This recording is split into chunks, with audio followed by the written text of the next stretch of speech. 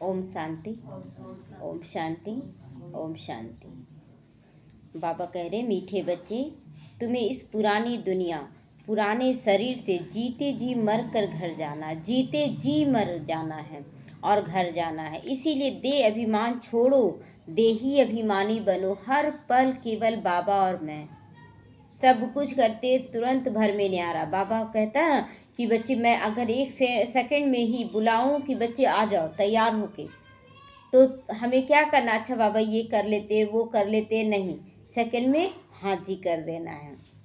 प्रश्न है, अच्छे अच्छे पुरुषार्थी बच्चों की निशानी क्या होगी? जो अच्छे पुरुषार्थी हैं उनकी निशानी क्या है? उत्तर है, जो अच्छे पुरुषार्थी हैं वह सवेरे सवेरे उठकर देही अभिमानी स्थिति में रहने का प्रैक्टिस करेंगे। वह एक बाप को याद करने का पुरुषार्थ करेंगे। उन्हें लक्ष्य रहता है कि और कोई देहधारी याद नहीं आए, कोई भी देहधारी याद नहीं आना चाहिए। निरंतर बाप और 84 चक्र के चक्र को भी याद करें तो अहो सौभाग्य। अगर सवेरे उठकर अमृत वेले बाप को याद करें, 84 के चक्र को याद करें, तो बाबा कहता अहो सौभाग्य है। उस समय कोई देहधारी को याद नहीं करना, अपने आप को ही याद करना 84 के चक्र में। ओम शांति। अभी तुम बच्चे जीते जी मरे हुए हो, जीते जी मर गए हैं। मैं आत्मा हूँ ये समझना ही देह से मर जाना है। कैसे मरे हो? देह के अभिमान को छोड़ दिया तो बाकी रही आत्मा। देह का अभिमान खत्म हो गया ना, कोई कुछ भी बोले करे लेकिन कोई फर्क नहीं पड़ने लगा, एकदम न्यारा मैं आत्मा हूँ। तो शरीर तो खत्म हो जाता है, आत्मा नहीं मरती। तो बाप कहते जीते जी अपने को आत्मा समझो और परम पिता परमात्मा के साथ योग लगाने से आत्मा पवित्र हो जाएगी। जब तक आत्मा बिल्कुल पवित्र नहीं बनी है तब तक पवित्र शरीर मिल ना सके। जब तक आत्मा नहीं पवित्र बनेगी तब तक शरीर भी पवित्र नहीं मिलेगा। तो हमारी एक एक कर्मेंद्रियां केवल बाप के अनुसार देखे, सुने, बोले, करे सब कुछ, तब जाके उसके अनुसार शरीर सुंदर मिलेगा। आंखों से देख रहे हैं तो हीरा देख रहे हैं, आत्मा को देख रहे हैं। मुख से बोल रहे तो मीठे बोल रहे तो ओठ सुंदर होगा। कानों से अच्छा सुन रहे तो कान अच्छा मिलेगा। हाथों से केवल अच्छा काम करे तो हाथ सुंदर मिलेगा। पेट में अच्छा शुद्ध और सात्विक भोजन डाल रहे एक को तो पीठ अच्छा मिलेगा। मतलब हर शरीर का एक एक कर्मेंद्रियों को अगर सुंदर चाहते हैं तो सबको सुंदर बना देना है। तो आत्मा पवित्र बन गई, फिर यह पुराना शरीर आप ही छूट जाएगा। जैसे सर्प का खेल, खल ऑटोमेटिकली छूट जाता है, उसमें ममत्व तो मिट जाता है। वह जानता है कि हमको नई खल मिलती है। एक तरफ केचुआ शरीर छोड़ता है ना, एक तरफ छूटता है और एक तरफ नया शरीर निकलता जाता है लेके, तो पुरानी उतर जाएगी। हर एक को अपनी अपनी बुद्धि तो होती है ना कि हमें कैसे चलना है। हमें सबको अपना अपना बुद्धि है। इतना रोज ज्ञान बाबा दे रहा है तो हमें समझना कि क्या करना चाहिए। अभी तुम बच्चे समझते हो कि हम जीते जी इस पुरानी दुनिया से, पुराने शरीर से मर चुके हैं। फिर तुम आत्माएं भी शरीर छोड़कर कहाँ जाओगी? कहाँ जाएंगे हम लोग शरीर छोड़कर? परम धाम, अपने घर जाएंगे। तो पहले तो ये पक्का याद रखना चाहिए कि हम आत्मा है, शरीर नहीं है। ये याद रखना है। आत्मा कहती है बाबा हम आपके हो चुके हैं, जीते जी मर चुके हैं। अब आत्मा को फरमान मिला कि मुझ बाप को याद करो तो तुम तमो प्रधान से सतु प्रधान बन जाओगे। बाप जब हम लोग बोले कि हाँ बाबा मैं आत्मा हूँ, तो आत्मा को क्या ऑर्डर मिला है भगवान से कि मुझे याद करो तुम तमो प्रधान से सतु प्रधान बन जाओगे। यह याद का अभ्यास पक्का चाहिए। पक्का याद मतलब मैं आत्मा समझकर ही परमात्मा को याद करूं, देह अभिमान में याद नहीं करना है। तो आत्मा कहती है बाबा आप आए तो हम आपके ही बनेंगे। बोलते थे ना कि आप आएंगे तो हम आपके ही बनेंगे। आत्मा मेल है न कि फीमेल। आत्मा नारी का रूप नहीं है, पुरुष का रूप होता है। आत्मा हमेशा पुरुष का रूप होता है। तो हमेशा कहते हैं ना इसीलिए कि आत्मा आत्मा भाई भाई, तो आत्मा पुरुष हो गई। ऐसे थोड़ी कहते हैं कि हम सब सिस्टर्स हैं, सब बच्चे हैं, सब बच्चे हैं। सिस्टर्स बोलते हैं, बहन बहन बोलते हैं क्या? नहीं। तो सब बच्चों को वर्षा मिलता है क्योंकि बेटों को वर्षा मिलता है और हम आत्मा पुरुष हैं, बच्चा हैं, तो हमें वर्षा मिल रहा है परमात्मा से। अगर अपने को बच्ची कहोगे तो वर्षा कैसे मिलेगा? तो हम क्या हैं? आत्मा पुरुष हैं, आत्माएं सब भाई भाई हैं। बाप सबको कहते हैं, रूहानी बच्चों मुझे याद करो। आत्मा कितनी छोटी है, यह है बहुत महीन समझने की बातें। बच्चों को याद ठहरती नहीं। सन्यासी लोग दृष्टांत देते हैं ना, कि मैं, एक व्यक्ति बोलता है मैं भैंस हूँ भैंस हूँ, रोज रटता था घर के रूम के अंदर, और अचानक जब उसको निकलने के लिए दरवाजे से बोला गया तो क्या बोलता है, मैं भैंस हूँ, इतना छोटा सा दरवाजा से कैसे निकलूँ? तो ये तो एक दृष्टांत देता है। तो ऐसा कहने से फिर भैंस बन जाते हैं। अब वास्तव में तो वो भैंस तो कोई बनता नहीं, उसका सोच वैसा हो जाता है। तो बाप कहते अपने को आत्मा समझो। यह आत्मा और परमात्मा का ज्ञान तो कोई को है ही नहीं, इसीलिए ऐसी ऐसी बातें कह देते हैं कि भैंस समझा तो भैंस हो गया। लेकिन मैं आत्मा हूँ तो आत्मा हूँ, मैं आत्मा हूँ, बस उसको जागृत कर रहे हैं। ये नहीं कि मैं आत्मा हूँ तो आत्मा समझने का ये अभ्यास कर रहे हैं कि है नहीं, आत्मा हम हैं, रियल में आत्मा है। तो अब तुमको देही अभिमानी बनना है। तो देही अभिमानी मतलब मैं शरीर में रहते आत्मिक स्थिति में कोई भी कर्म करूं। हम आत्मा हैं, यह पुराना शरीर छोड़ हमको जाकर नया शरीर, सुंदर शरीर लेना है, देव आत्मा का शरीर लेना है। मनुष्य मुख से कहते हैं ना कि आत्मा स्टार है, भ्रिकुटी के बीच रहती है, फिर कह देते अंगूठे मिसर है। अब सितारा कहाँ और अंगूठा कहाँ? देखते कभी तिलक देते, गोल देते, कभी अंगूठे मिसल देते हैं। तो उन लोग समझते हैं कि अंगूठे मिसल इतना बड़ा है आत्मा, तो अंगूठा कहाँ और सितारा कहाँ? और फिर मिट्टी का जो शालिग्राम बनाते हैं वो इससे भी बड़ा बनाते हैं। इतनी बड़ी आत्मा तो हो ही नहीं सकती, मतलब यहाँ रहने का जगह भी तो चाहिए ना, आत्मा इतना बड़ा रह सकती है क्या? तो मनुष्य देह अभिमान में है ना, तो अपने हिसाब से बना देते हैं, अपने हिसाब से बनाते हैं, मोटे रूप में बना देते हैं। ये बड़ी सूक्ष्म महीनता की बातें हैं। भक्ति भी मनुष्य एकांत में कोठी में बैठ कर करते हैं। तुमको तो गृहस्थ व्यवहार में रहते, धंधे आदि करते हुए भी बुद्धि में ये पक्का होना चाहिए कि मैं आत्मा हूँ। बाबा कोई गृहस्थ को कभी छोड़ने के लिए नहीं बोला, कभी नहीं बोलता छोड़ने के लिए। देखिए जब समर्पित बहनें जब समर्पित होती हैं तो 6-7 साल तक उनका फिक्स होता है कि पहले वो रहना पड़ता है। आना जाना ठीक है, अपना घर जाओ और फिर आकर रहो, और 7 साल में नाजी का पाठ नहीं पढ़ने बोला जाता है, हाजी का पाठ। 7 साल तक हाजी का पाठ उनका पक्का होता है। जो उनसे बड़ी बहनें हैं उनको विश्वास होता है कि ये बहनें अब अच्छा से रह सकती हैं, तब उनका रजिस्ट्री होता है, उनका समर्पण समारोह होता है, और फिर उनको सेंटर का अधिकार दिया जाता है। अचानक आई और अधिकार नहीं मिल जाता है, और इन 7 सालों में उनको बहुत कुछ सहना पड़ता है। परीक्षा हर तरह का लिया जाता है, जितना हो सके काम कराया गया, देह अभिमान छुटाने के लिए सब। तो उसी तरह जब हम लोग घर गृहस्थ में हैं तो पेपर तो आएंगे ना, कभी कोई तरह का पेपर, कभी कोई तरह का पेपर, लेकिन घर छोड़कर भागने के लिए बाबा कभी नहीं बोला है। हमें उसी घर गृहस्थ में रहकर देखना है कि हम कहाँ हाजी कर सकते हैं। इधर गुप्त रूप से पुरुषार्थ करें हाजी का, और उधर भी हाजी करें देह के अनुसार बाबा को समर्पण करके, तो उधर भी हम जीत सकते, इधर भी जीत सकते, दोनों तरफ हम कर सकते हैं। तो बाप कहते हैं मैं तुम्हारा बाप भी इतनी छोटी सी बिंदु हूँ। ऐसे नहीं कि मैं बड़ा हूँ, मैं पिता हूँ तो मैं बड़ा हूँ, तुम बच्चे हो तो छोटे हो, नहीं, मेरे में लेकिन सारा ज्ञान है। आत्मा और परमात्मा दोनों एक जैसे ही होते हैं। जैसे शरीर में होता है ना कि शरीर में पिता बड़ा लगता है, बच्चा छोटा जन्म लेता है, तो छोटा और बड़ा शरीर के अनुसार होता है, वहाँ पर आत्मा की लाइट के अनुसार होता है। दोनों आत्मा सेम साइज की है लेकिन उसका जो लाइट होता है उसमें अंतर होता है। तो सिर्फ उनको सुप्रीम कहा जाता है। यह ड्रामा में नूंद है। बाप कहते मैं तो अमर हूँ, मैं अमर ना होता तो तुमको पावन कैसे बनाऊं?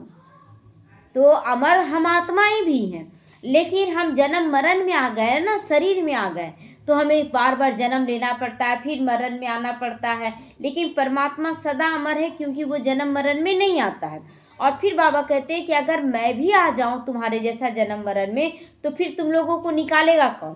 कोई तो एक रहना चाहिए ना। तुमको स्वीट चिल्ड्रन कैसे कहूँ, फिर मीठे बच्चे कैसे कहेंगे बाबा? खुद मीठे नहीं ना रहेंगे, फिर वो जन्म मरण में आके वो भी खट्टे तीखे बन जाएंगे।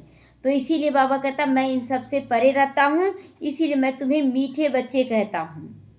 आत्मा ही सब कुछ करती है, बाप आकर देही अभिमानी बनाते। इसमें मेहनत लगती है, मेहनत तो थोड़ा लगता है कि मैं आत्मा हूँ समझने में, आत्मा समझ नहीं पाते हैं तो घड़ी घड़ी बच्चे आ गए, माँ का रोल में आ जाते हैं, अब ये नारी के रोल में, नर के रोल में आ जाते हैं।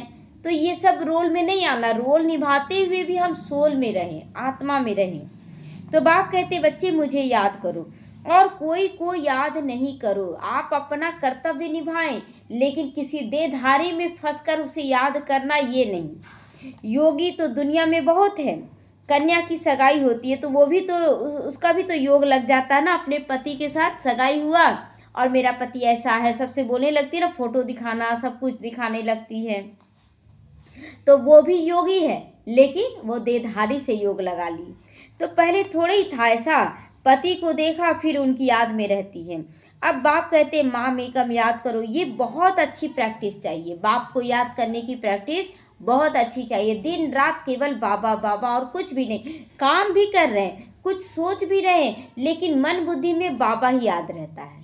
कुछ भी करते हुए याद रहता है ना बाबा, मतलब इधर बात भी कर रहे, अंदर में चल रहा मैं आत्मा हूँ, मैं इस आत्मा से बात कर रही हूँ। ये प्रैक्टिस जैसे फुल हो रहा है। तो जो अच्छे अच्छे पुरुषार्थी बच्चे वो सवेरे सवेरे उठकर देही अभिमानी रहने का प्रैक्टिस जरूर करेंगे। मैं आत्मा हूँ ये समझने का, आत्मा इस शरीर द्वारा पार्ट बजाना है, मुझे आज दिन भर क्या क्या प्लानिंग करना है, ये सब बाबा के आगे रखना है। भक्ति में भी सवेरे करते हैं, भक्ति भी सवेरे करते हैं, अपने अपने इष्ट देव देवियों को याद करते। पहले भी तो याद करते थे सुबह सुबह उठकर, हनुमान जी की भी कितनी पूजा करते, लेकिन जानते तो कुछ भी नहीं। अभी ये जो गाना बजता है कि राम न मिलेंगे, पार न लगोगे हनुमान के बिना, राम न मिलेंगे हनुमान के बिना, पार न लगोगे हनुमान के बिना, और राम न मिलेंगे हनुमान के बिना। तो इसका मतलब क्या है? नहीं, पार न लगोगे राम के बिना और राम न मिलेंगे हनुमान के बिना। तो राम के बिना पार नहीं कर सकते, यानी कि मैं आत्मा जब तक नहीं समझती हूँ तब तक हम इस दुनिया से पार नहीं होंगे। लेकिन आत्मा समझने में जो महावीर दिखाना पड़ता है, हनुमान बनना पड़ता है, हिम्मत दिखाना पड़ता है, तो हिम्मत के बिना क्या आत्मा समझ पाएंगे? हिम्मते मर्दा मददे खुदा बोलते हैं ना, तो गाना भी देखिए उसी के अनुसार बना है कि पार नहीं लगोगे राम के बिना, बिना आत्मा समझे आप पार नहीं लगेंगे, और बिना परमात्मा को आत्मा समझकर याद करेंगे तभी आप पार लगेंगे। और उससे जुड़ने के लिए, अपने को आत्मा समझने के लिए कितने सारे विघ्न आते हैं, तो फिर हनुमान बनना पड़ेगा, महावीर बनना पड़ेगा। तो जानते तो कुछ भी नहीं है कि हनुमान की पूजा हम क्यों करते हैं। तो ये सब समझना भी, हम लोगों को भी हनुमान बनकर, महावीर बनकर हर विघ्न को पार करना है। तो बाप आकर समझाते तुम्हारी बुद्धि बंदर मिसल हो गई है ना, बंदर मिसल हो गई, इसलिए हनुमान को बंदर के समान दिखाते हैं। अब तुम देवता बनते हो, तो अब यह पतित तमो प्रधान दुनिया है, अभी तुम आए हो बेहद के बाप के पास। मैं तो पुनर्जन्म रहित हूँ, यह शरीर इस दादा का है, मेरा तो कोई शरीर का नाम ही नहीं है। शिव बाबा का तो नाम शिव है, उनके शरीर का कोई नाम नहीं, क्योंकि उनका कोई शरीर ही नहीं है। मेरा नाम है कल्याणकारी शिव। तुम बच्चे जानते हो शिव बाबा कल्याणकारी, आकर नर्क को स्वर्ग में बदलते हैं। कितना कल्याण कर देते हैं ना, नर्क को स्वर्ग में बदल देना, ये तो बहुत बड़ा कल्याण कर देना है।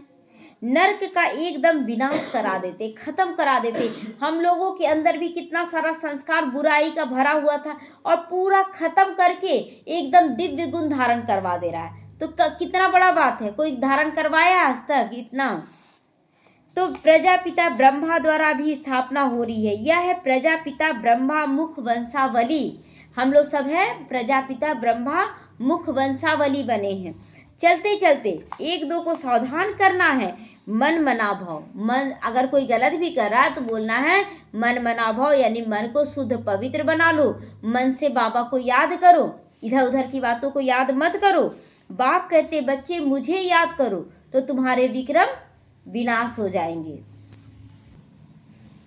तो पतित पावन तो बाप है ना, उन्होंने भूल से भगवानुवाच के बदले श्री कृष्ण भगवानुवाच लिख दिया, नाम श्री कृष्ण जोड़ दिया है, क्योंकि बाप के साथ नाम किसका जुड़ा है, दादा का, ब्रह्मा बाबा का जुड़ा ना बाप के साथ, दादा का जुड़ा, बाप दादा। तो यहाँ पर पहले बाप आया तब दादा आया, है ना, ब्रह्मा बाबा भाई के रूप में। तो बाप के बाद दादा आया, पहले शिव बाबा आया, उसके बाद दादा का नाम आया। और यहाँ पर क्या है कि श्री कृष्ण के बाद भगवानुवाच आया। भगवान तो है, वो तो बनाया, लेकिन उसके पहले लगा दिया श्री कृष्ण का, जबकि भगवान बच्चे को जन्म देता है, ना कि श्री कृष्ण भगवान को जन्म देता है। तो ये सब रॉन्ग हो गया। तो श्री कृष्ण भगवानुवाच लिख दिया है। भगवान तो निराकार है, ये तो सब जानते हैं, भगवान तो निराकार है। उनको परमपिता परमात्मा कहा जाता है। उनका नाम शिव है। शिव की पूजा भी बहुत होती है। शिव काशी कहते रहते हैं।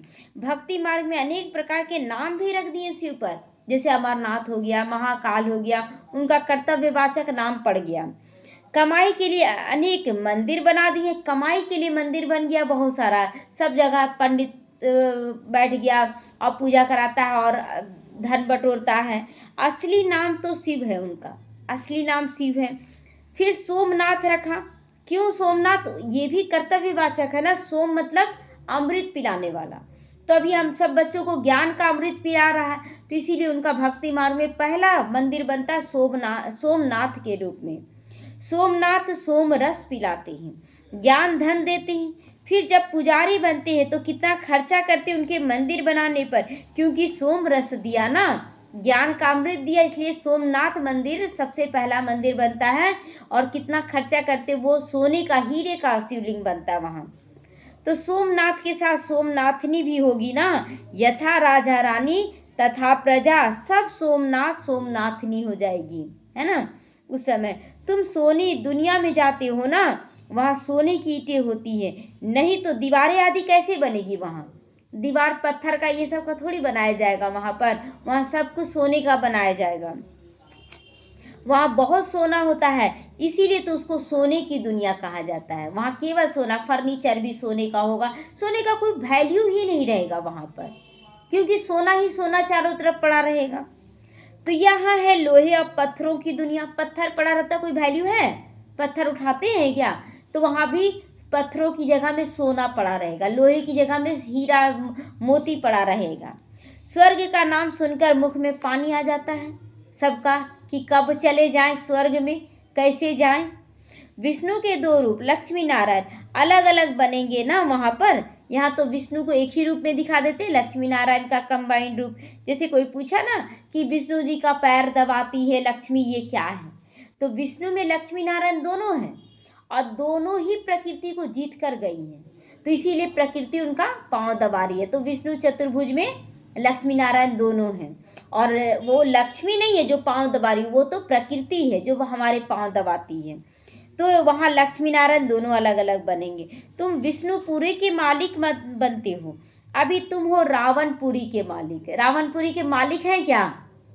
यहाँ के मालिक भी नहीं है, यहाँ के दास दासी है। कितना भी रावण है, हम सोचते हैं कि हम बहुत बड़े हैं, लेकिन कोई बड़ा मानता है क्या? तो अब बाप कहते हैं बच्चे सिर्फ अपने को आत्मा समझकर मुझ बाप को याद करो। बाप भी परम धाम में रहते, तुम आत्माएं भी परम धाम में रहती हो। बाप कहते तुमको कोई तकलीफ नहीं देता हूँ। बाबा हमें कोई तकलीफ नहीं, बस बोलता स्थिरता से हर चीज को पार करो, मैं आत्मा हूँ समझते हुए पार करो। बहुत सहज है। बाकी यह रावण दुश्मन तुम्हारे सामने खड़ा है, ये विघन डालते हैं। ज्ञान में विघन नहीं पड़ते हैं, ज्ञान में विघन, जैसे अभी आए हैं ज्ञान सुनने के लिए, तो ज्ञान में विघन नहीं पड़ रहा, चलो 1 घंटा हम सुन लेते। दिन भर जब ज्ञान का मनन चिंतन करना रहता है, उसको यूज करना रहता है, योग करना रहता है, तब विघन आता है। तो याद में आता है, घड़ी घड़ी माया याद को ही भुला देती है, और याद को जैसे ही भुलाती है, मैं आत्मा की जगह में देह समझने लगती हूँ, तुरंत हमारे से गलतियां हो जाती हैं, तो देह अभिमान में ले आती है।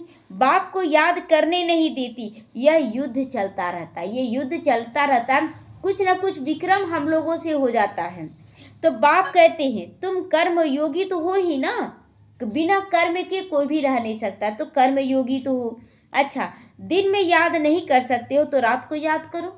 जैसे ब्रह्मा बाबा बोलते थे ना कि मेरे तन में तो शिव बाबा रहता है लगभग, तो मुझे याद कैसे करना, तो रात को याद करते थे जाग कर कि मैं भी तो उनका बच्चा हूँ, मुझे भी तो पुरुषार्थ करना है। तो सोचिए उनके अंदर कितना लगन था। आज हमारे अंदर वो लगन है कि ब्रह्मा बाबा अपना शरीर दे दिया तो एक अहंकार होना चाहिए कि अरे शरीर तो उन्हीं को दे दिया ना, अब हम क्या याद करें।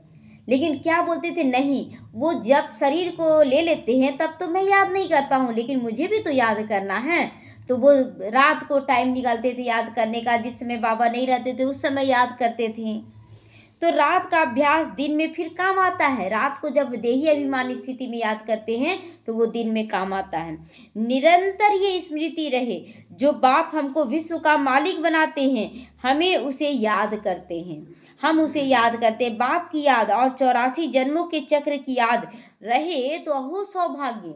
अगर दिन भर हम आत्मा समझकर बाप को याद करें और 84 के चक्र को याद करें तो अहो सौभाग्य। औरों को भी सुनाना है, बहनों भाइयों, अब कलयुग पूरा हो, सतयुग आता है, बाप आए हैं, सतयुग के लिए राजयोग सिखला रहे हैं, ऐसे ऐसे करके सबको जगाना है।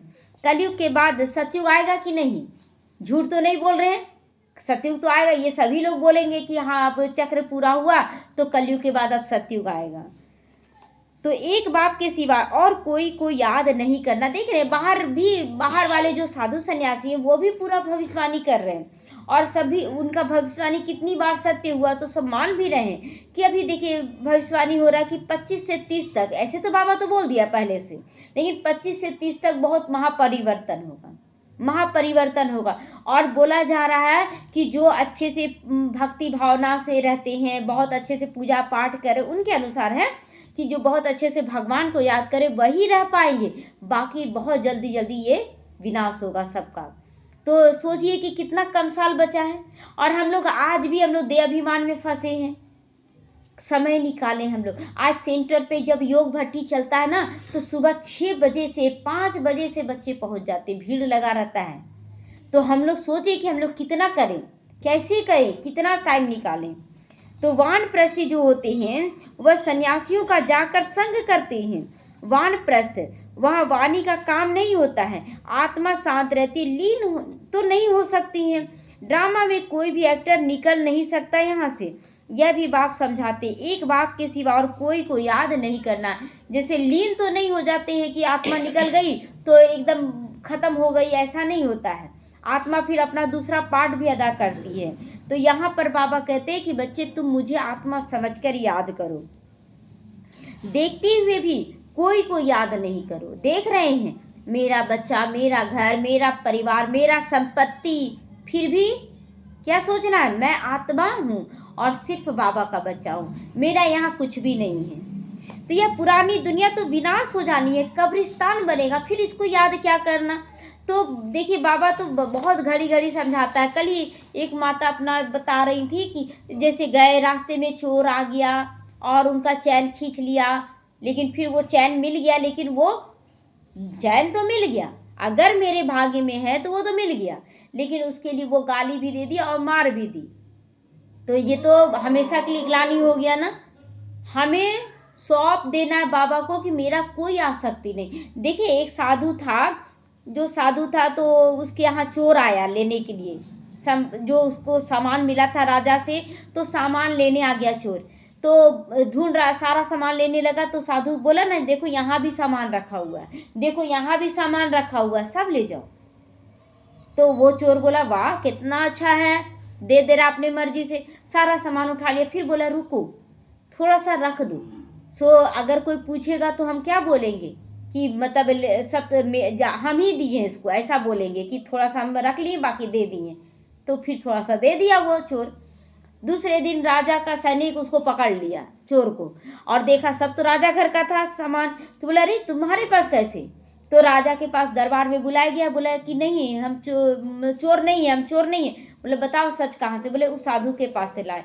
साधु को बुलाया गया, साधु बोला नहीं हम इसको दिए, हम अपना मर्जी से दिए हैं इसको, और देखिए हमको थोड़ा सा हम रख भी लिए, ले जाने का रहता तो ये पूरा ले जाता ना, देखिए मेरे पास है भी। और ये देखकर वो चोर भी क्या हो गया, बदल गया। बदल गया तो हमारी स्थिति क्या होनी चाहिए? सामने वाली आत्मा को बदलने का कि और खत्म कर देने का।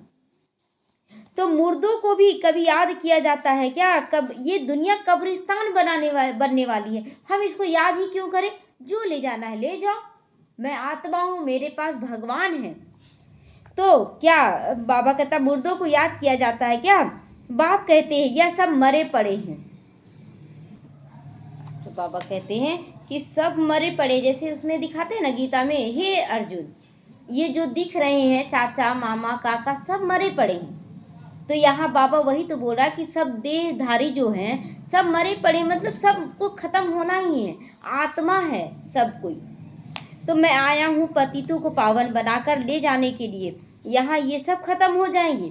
आजकल बॉम्ब शादी जो बनाते हैं, जो भी बहुत तीखे तीखे बना रहे हैं, कहते हैं यहाँ बैठे बैठे जिस पर छोड़ेंगे उसी पर गिरेगा।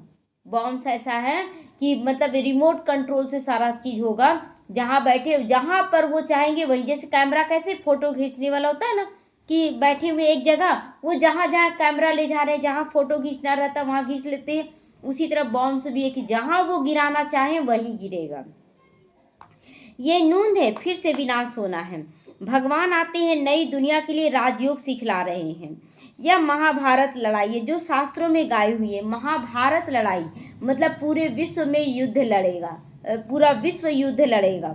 तो पूरा विश्व भारत का ही है ना, सब कुछ निकला हुआ।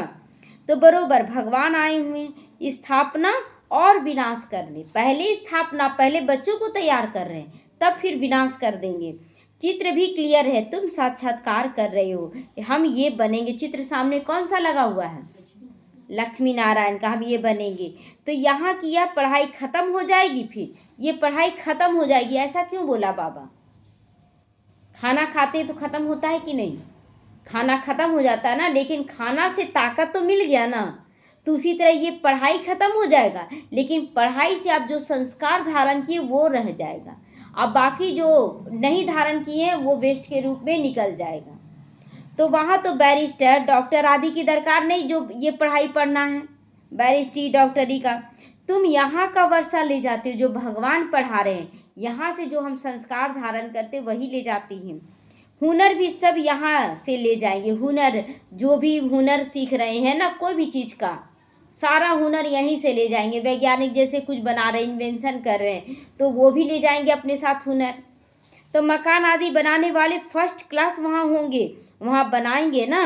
बाजार आदि तो होगी ना, वहाँ पर बाजार होगा कि नहीं? खरीदने के लिए सामान कहाँ जाएंगे? बाजार होगा सब, लेकिन वहाँ पर हर चीज़ सतो प्रधानता में होगी। काम तो चलेगा वहाँ भी। यहाँ से सीखा हुआ अकल ले जाते हैं, जैसे अब हवाई जहाज ये सब बना रहे, एरोप्लेन, वहाँ पर हुनर ले जाएंगे, लेकिन वहाँ पुष्पक विमान बनाएंगे, वहाँ की क्वालिटी और हाई होगी। साइंस से भी अच्छे अच्छे हुनर सीखते हैं, वह सब वहाँ काम आएंगे। प्रजा में जाएंगे वो सब, जैसे कि टाइम नहीं है बोलते हैं ना बहुत बच्चे, और साइंटिस्ट लोग हैं या डॉक्टरी, सब वहाँ जाएंगे, लेकिन वहाँ पर हमारे लिए सुख सुविधा का साधन लेकर आएंगे। तो बाबा कहते हैं साइंस से भी अच्छे अच्छे हुनर ले जाते हैं, वहाँ सब काम आएंगे। प्रजा बनेगी, बच्चों को तो प्रजा में नहीं आना है। जो बच्चे बनते हैं बाबा की हर आज्ञा पे चलते हैं, उनको तो प्रजा नहीं बनना है। तो तुम आए हो मम्मा बाबा मम्मा के तख्त नसीन बनने, मम्मा बाबा के तख्त नसीन हम सबको बनना है। बाप जो श्रीमत देते हैं उस पर चलना है।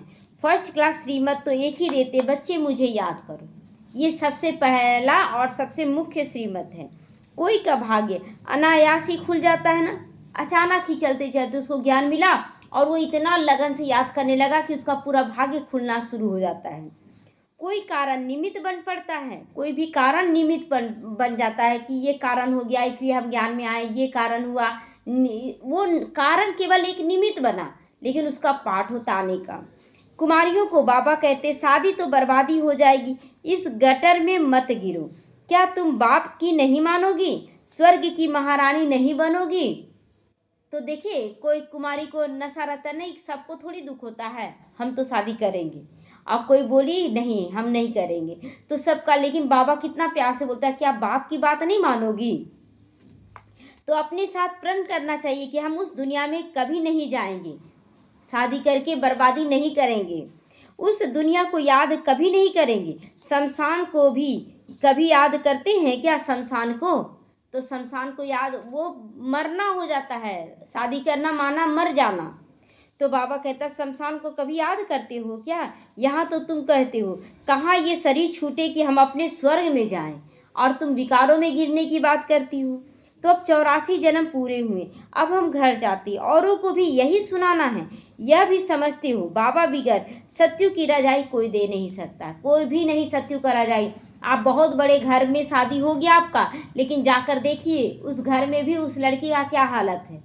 वहाँ भी वो झेल रही है, बड़े घर का कुछ भी नहीं है, नाम का बोलते हैं, लेकिन अंदर में उसके साथ वो भी वहाँ नौकरानी का ही रूप लेकर रहती है।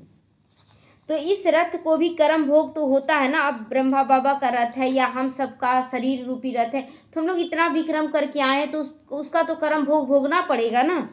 तो बाप दादा की भी आपस में कभी रू रिहान चलती है, बाप दादा ब्रह्मा बाबा और शिव बाबा की। यह बाबा कहते, ब्रह्मा बाबा कहते हैं, बाबा आशीर्वाद कर दो मेरे ऊपर, खांसी के लिए कोई दवाई करो कि छू मंतर से उड़ा दो, वो भी। तो कहते हैं बाबा नहीं, यह तो भोगना ही है तुम्हें। तुम्हारा रथ लेता हूँ तो उसके एवज में मैं देता हूँ, बाकी यह तो तुम्हारा हिसाब किताब है।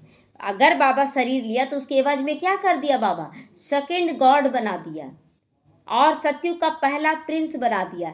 लेकिन जो कर्म भोग है वो तो तुम्हें भोगना पड़ेगा। क्यों? अंत तक कुछ न कुछ होता रहेगा। तुम्हें आशीर्वाद करूं तो सब पर करना पड़ेगा। सब बोलेगा ब्रह्मा बाबा को कैसे आप कर दिए ठीक, हमको भी ठीक कर दीजिए, लड़ेंगे ना। तो यहाँ पर बाबा ब्रह्मा बाबा को सबसे ज़्यादा झेलना पड़ा। क्यों? तो जैसा कर्म मैं करूँगा मुझे देखकर और करेंगे।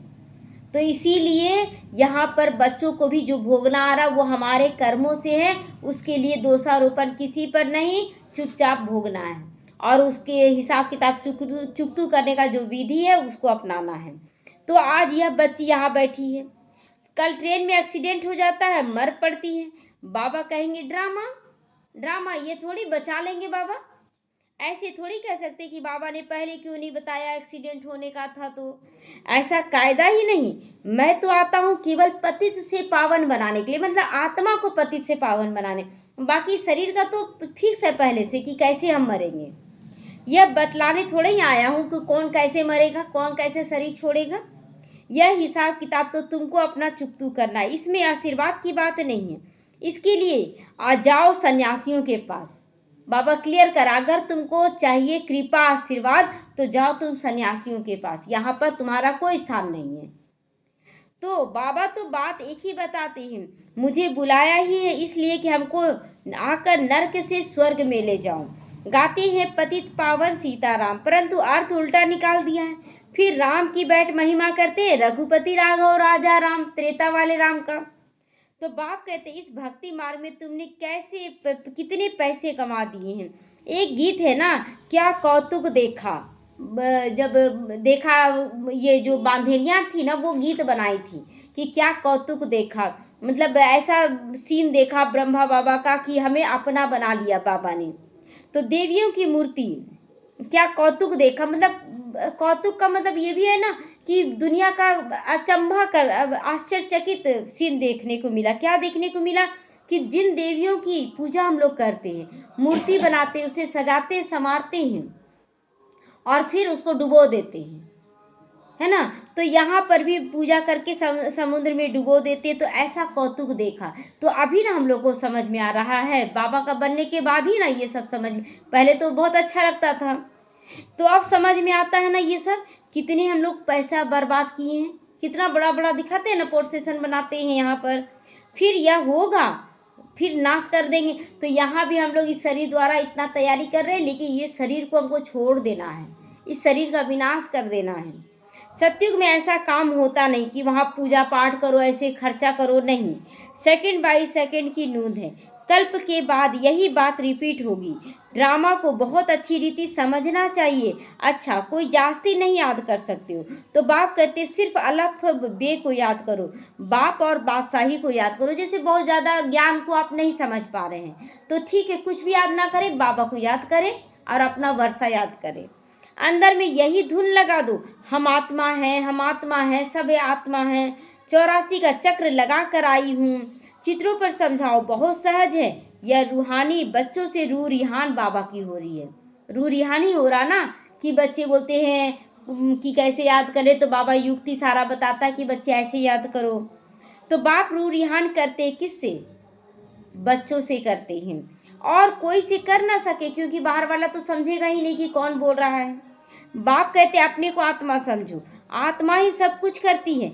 बाप याद दिलाते तुमने 84 जन्म लिए, मनुष्य ही बने हैं। जैसे बाप ऑर्डिनेंस निकालते हैं कि विकार में अब नहीं जाना, जैसे कि अचानक प्रधानमंत्री को उतार दिया जाता है तो राष्ट्रपति कानून लागू हो जाता है, और अचानक राष्ट्रपति फिर कानून लगाता है कि ऐसे करना है, ऐसे करना है।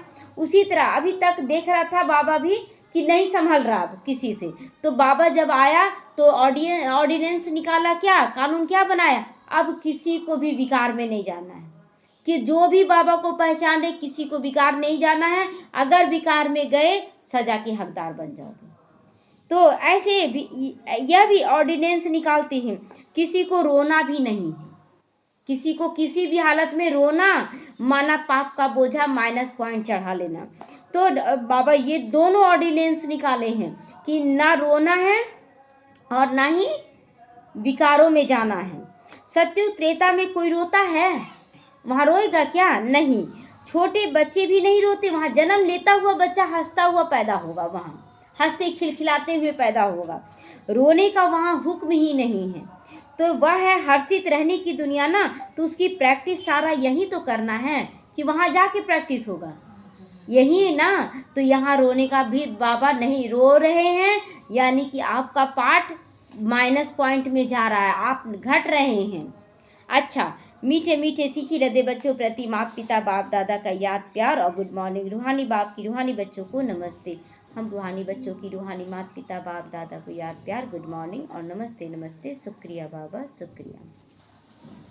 धारणा के लिए आज मुख्य सारे, बाप से आशीर्वाद मांगने के बजाय याद की यात्रा में रहना है और अपना हिसाब किताब चुकतू करना है, कोई रोना धोना नहीं है। पावन बनने का पुरुषार्थ करना, इस ड्रामा को यथार्थ रीति समझना। ड्रामा कल्याणकारी है, ड्रामा में जो कुछ भी हो रहा है उसमें हमारी तैयारी चल रही है। इस पुरानी दुनिया को देखते हुए भी याद नहीं करना है। कर्म योगी बनना, कर्म करते हुए बाप को याद करना है। सदा हर्षित रहने का अभ्यास जरूर करना है, कभी भी रोना नहीं है, कभी भी रोना नहीं है। बाबा एकदम क्लियर करे कि हमेशा हंसता हुआ रहे। वरदान, प्रवृत्ति में रहते मेरेपन का त्याग करने वाले सच्चे त्रष्टि माया जीत बनो। घर गृहस्थ में रहते हुए भी मेरा कुछ भी नहीं, सब कुछ बाप का है। जैसे गंदगी में कीड़े पैदा होते ना, वैसे ही जब मेरापन आता है तो माया का जन्म होता है। जब मेरा बच्चा, मेरा पति, मेरा संपत्ति, तो वहाँ माया आ जाती है। और माया फिर क्या करेगी? आपको खुश रखेगी क्या? आपको दुखी कर देगी। तो माया जीत बनने का सहज तरीका क्या है? इस मेरेपन से मुक्त हो जाना, मैंपन से मुक्त हो जाना।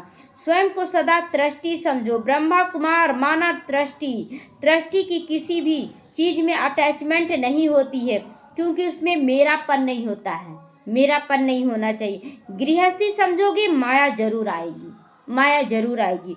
और त्रष्टि समझोगे माया भाग जाएगी। जो काम करना है कर लिए, डिटैच हो गए, मैं आत्मा हूँ, बस मुझे अब बाबा के अनुसार करना है।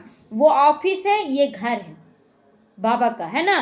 तो ऑफिस में जा रहे हैं, उतना काम कर ले रहे हैं, तो माया भाग जाएगी। इसीलिए न्यारे होकर प्रवृत्ति के कार्य में आओ तो माया प्रूफ रहोगे। माया प्रूफ कब रहेंगे? कि घर को ऑफिस बना ले।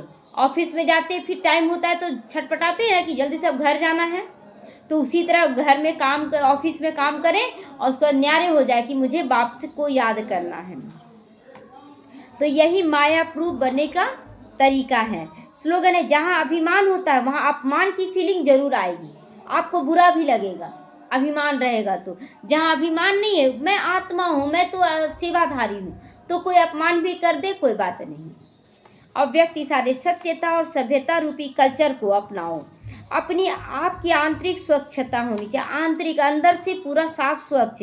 सत्यता, उठने में, बैठने में, बोलने में, सेवा करने में लोगों को अनुभव हो, तब परमात्मा प्रत्यक्षता के निमित्त बन सकते हो।